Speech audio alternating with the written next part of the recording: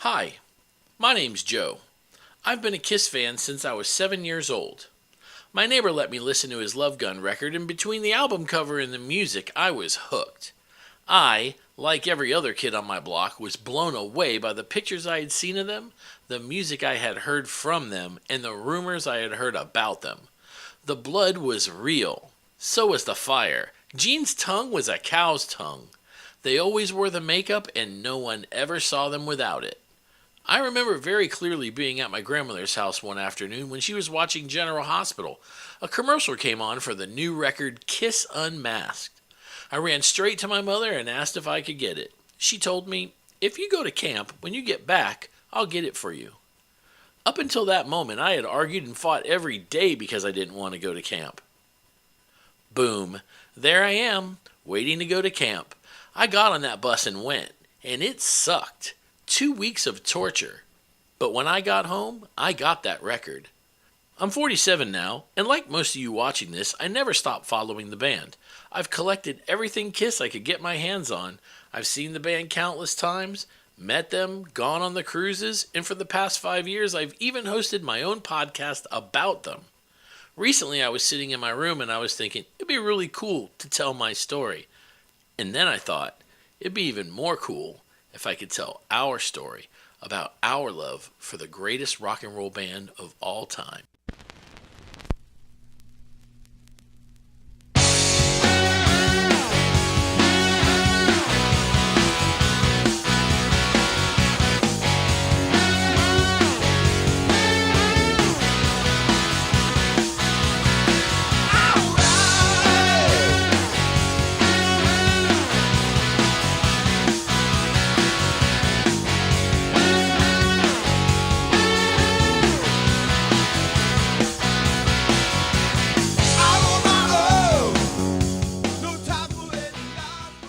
In this episode, we're headed to Pennsylvania and the Montco Community College, where our friend Matt Porter runs the Kiss Room once a month. Matt and I have been friends for quite a few years now, and he has one of the greatest Kiss radio shows on air today. Just like most of us watching, Matt's been a Kiss fan almost his entire life, and he has some really great stories. So let's get to it.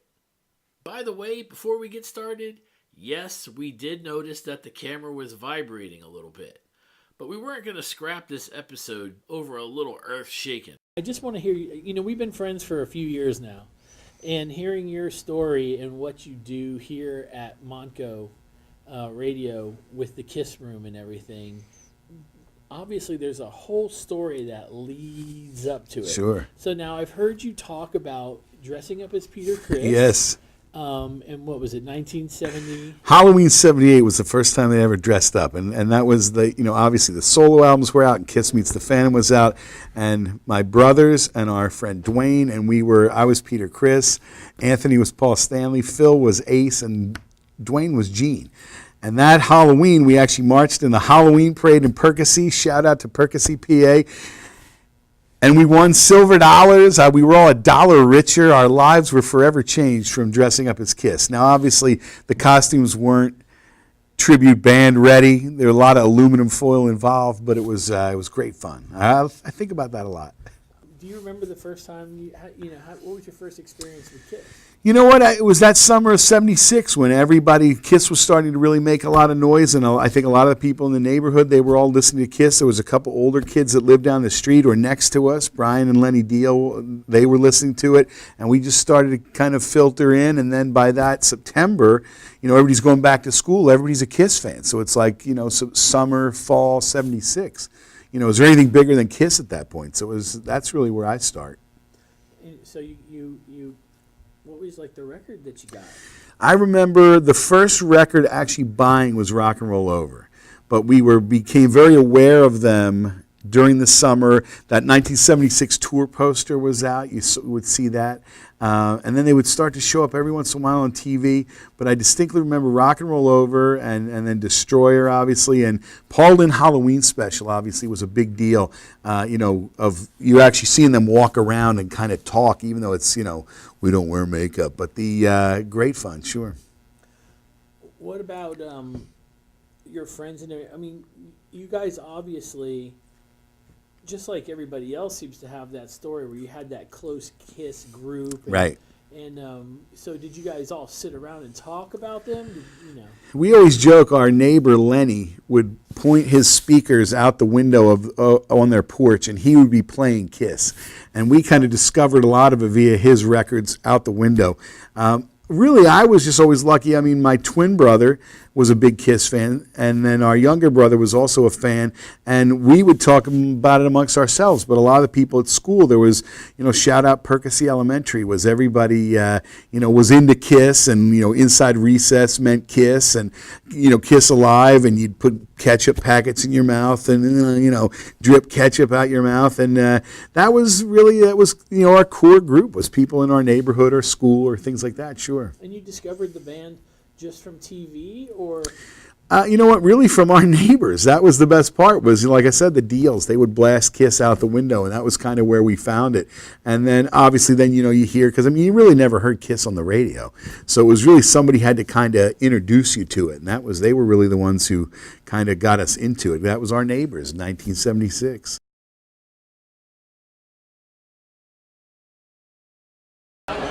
I became a Kiss fan in 2004. I was 14 years old, and I got invited to go see Kiss. I'd never been to a rock concert before, and it completely changed my life. I'm like, oh, this is really cool. I became a fan of the band instantly. Just watching them blew me away and became a fan overnight.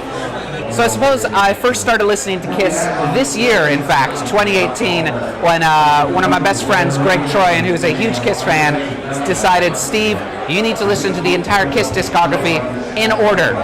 So I'm up through Creatures of the Night right now. I discovered Kiss in a really, really funny way. I came home one day and I was 15 years old, so that's 40 years ago. There was a movie called Kiss Meets the Phantom of the Park. And I didn't know who Kiss was. And my dad said, hey, you want to listen to a movie on the weekend, Saturday night? And it's about 4 clowns playing music. So I said, that's weird. Okay, that sounds interesting. Go to school, high school. My friend Claude Longo, he goes, hey, Dan, are you watching a Kiss movie on the weekend? I said, what is that? He says, you don't know Kiss? You should be ashamed of yourself. So we went out and bought my first Kiss album. So it was a used record store. There was Rock and Roll Over and Love Gun. But the cover of Rock and Roll Over appealed to me so much. I get home and I put that record on my little Fisher Price thing, record player. And it was hilarious because, nowadays you can carry a stereo in your hand, now the old stuff. So the song starts, in the morning I raise my head, and it goes on and on. I said, wow, this guy has a really good voice. And then I lose my mind, 15 years old, I want you! And it starts, and I went, oh my freaking God, listen, I'm still having chills when I talk about it. And I became what is known as a Kiss freak. Who's your favorite member? I started out, I was really a Peter Criss guy. I thought Peter Criss was cool. But over the years, it's definitely become Gene Simmons. I mean, I think at some point, Gene became really the power figure of Kiss for me. And it's really, I kind of always think most of the journey it's been Gene. I've been a Gene guy. When was the first time you ever saw them in concert? Late. As far as Kiss goes, it was late. It was April 1st, 1986. So it's Asylum Tour. Stabler Arena, for one reason, was I could finally drive. Had a driver's license, drove up, we couldn't find the place. You figure there's no GPS at the time. Drove past it, came back right as King Cobra is leaving the stage. Couldn't believe that, that logo looked so huge, but I didn't see him till later. I didn't drive, and finally by 86 I had a license, and I was so thrilled we could drive to that show. So did it blow your mind? Loved it. And here's the funny thing, we were sitting way in the back, like the seats. Now Stabler Arena is not a big venue, but we were way up on about the second level, and Gene kept pointing right at us, right? He's pointing right at us. Now you certainly realize quickly that the follow spot is right behind our head, and of course he's just pointing at his spotlight, but I was positive at the time he knew we were rocking out more than anybody else in that arena, and he's pointing right up. at his follow spot. So it's, You never stop loving Kiss. I've always loved it. It's kind of always been, I always say by 1978 I had everything you could want, because you had the first Star Wars movies, you had all the comic books, Linda Carter in her Wonder Woman costume, and all those first Kiss albums that you could want, all the way through like Alive 2 and Double Platinum. And so really by 1978 my future was kind of certain. It was cut. I always ask people this. Every person that I've interviewed, did you ever catch crap from friends going, I can't believe you love that you know band." what? I've talked, like I talked to Ken Mills, obviously, in the podcast, and he talks about the Monday after Kiss Meets the Phantom was on, everybody was on the bus, was making fun of him, and I remember everybody still liking it, and eventually, people start falling out. I remember in junior high art class, and she's showing us album covers, and they show the Kiss album, the first Kiss album, and a couple people going, "Oh, Kiss!" Like it was passé at that point. But I never really felt that, and I always had kind of that core group of people that were Kiss fans, so that I never, I didn't really care what anybody thinks. I never really did. So it's just, I never felt that backlash. There was always a good enough group of people around, and if you can imagine life before the internet, when you had to just actually talk to people, it was great. Yeah.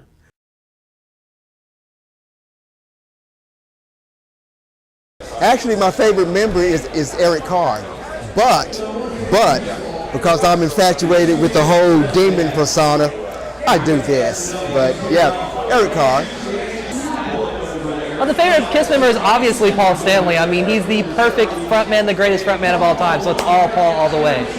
My favorite Kiss member has always been, will always be, and is my favorite rock star of all time, Mr. Ace Frehley, the Spaceman. Favorite member is Gene Simmons. It's absolutely the demon. He's my absolute all-time favorite. The blood, the persona.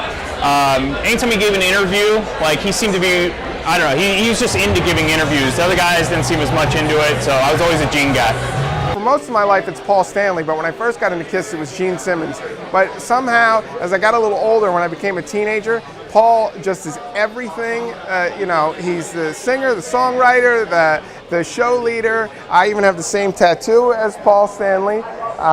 So he's been a big influence. Influences how when they took the makeup off, he influenced how I dress. When I used to have long hair, I tried to do it like Paul Stanley around the Revenge tour. It was crazy stuff. I've known you because of the Kiss Room, which you do right here at this college. Right next door, Montgomery County Community College, Montco Radio, where music and minds meet. That is correct. That was a good commercial right there. And you can listen usually the second Friday. Yes, usually the second Friday of every month. Y'all all listen to that because it's a wonderful show. It's live and they play music. But one of the things that I wanted to ask you was, because it's really important to me, I want two good stories right here. I want to talk to you about how the show got started, because you've been doing it how many years now? So this is the, I guess, 7th year of the Kiss Room. The funny thing is it started, and if anybody listens to the Kiss Room, they know the story, is that May 11th, 1974, Kiss was supposed to play here at Montgomery County Community College.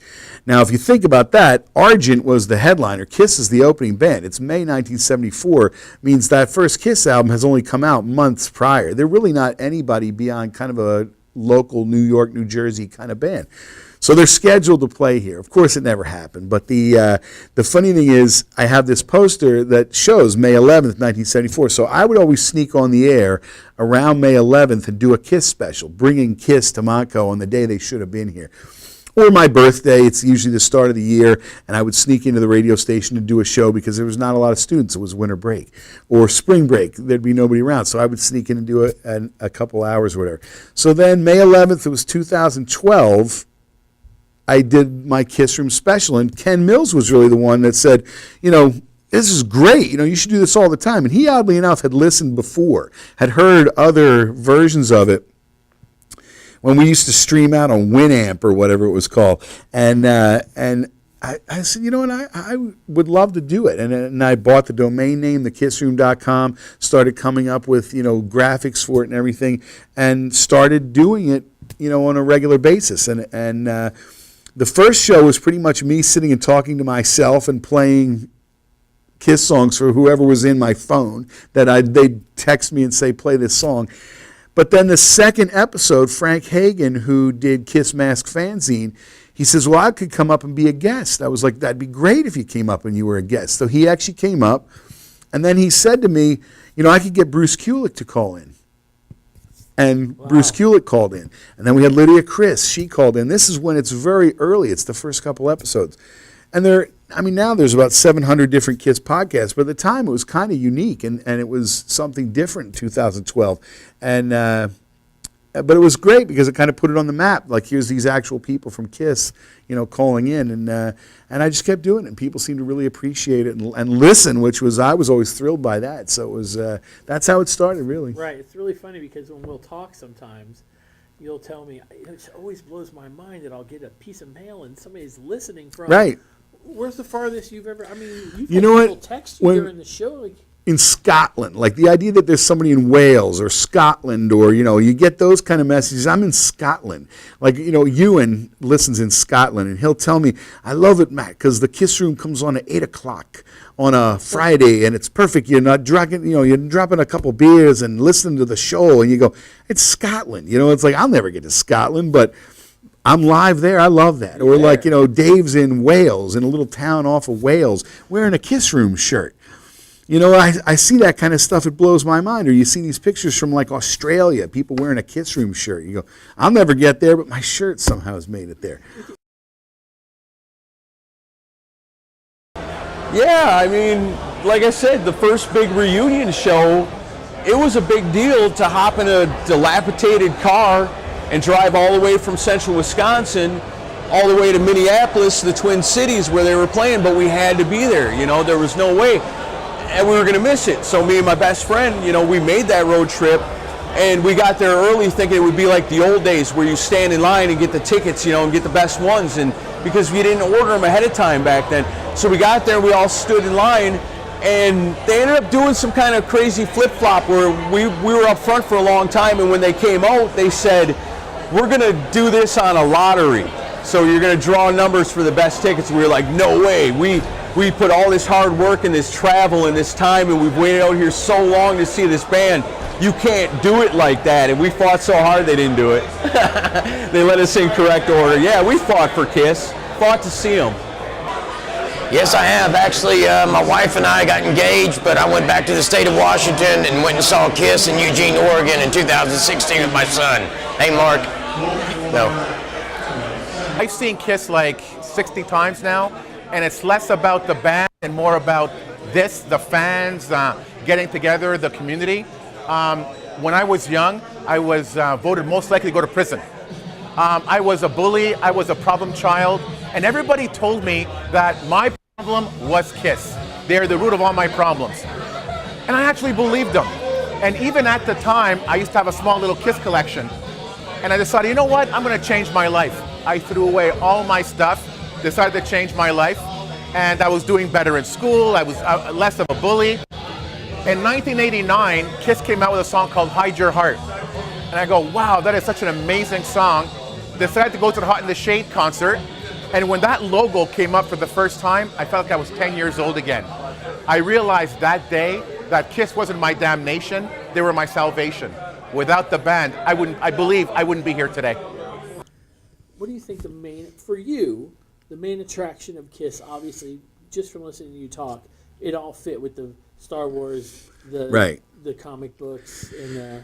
I think the music was so powerful that, but I always say kind of simple enough. Even like an 8-year-old or 8 years old, you kind of felt it more than really understood it. Like I didn't know what they were talking about. Like a lot of the innuendo, certainly, at the time, Christine 16 was something you aspired to. I'm 8 years old. And now you look back and you go, hey, I'm a little feeling creepy. But it was something that it felt like, in something like God of Thunder. You listen to it to this day. If you start to hear Detroit Rock City, when it starts that da-na-na-na-na-na, you just get excited by it. I still do. Now, everybody watching this, you've heard that song 8 billion times. Something about it still is exciting. Right. Even you look back at those old pictures, there's just a look to it. And I think people that if you didn't kind of grow up with that mystery, you can't understand the mystery of Kiss. Because now everything, here's Paul Stanley with his Starbucks. There's no mystery. But at the time, those 70s, that was just a magic time. You wanted to know who they were. You wanted, but you couldn't find out. And you would die to find a picture or whatever. Right. You know, did you believe all the rumors like I did?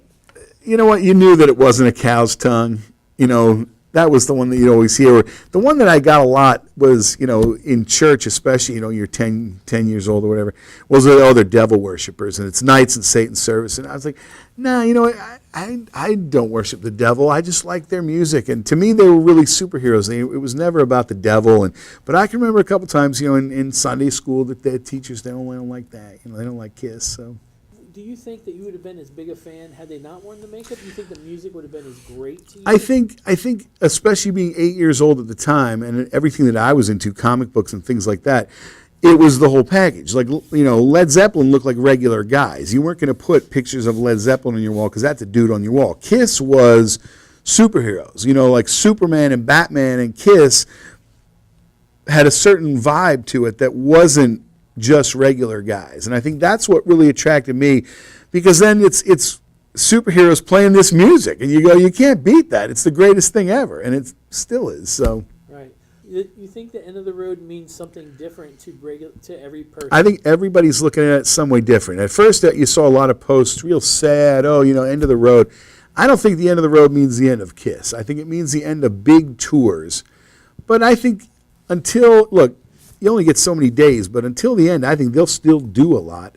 You know, they'll still be out there doing things, and, you know, will it be big shows? Will it be, you know, as even the band? I keep saying I think they'll come back as animated characters. Scooby-Doo, an animated version of Kiss could play new music and still look like they're 24 years old.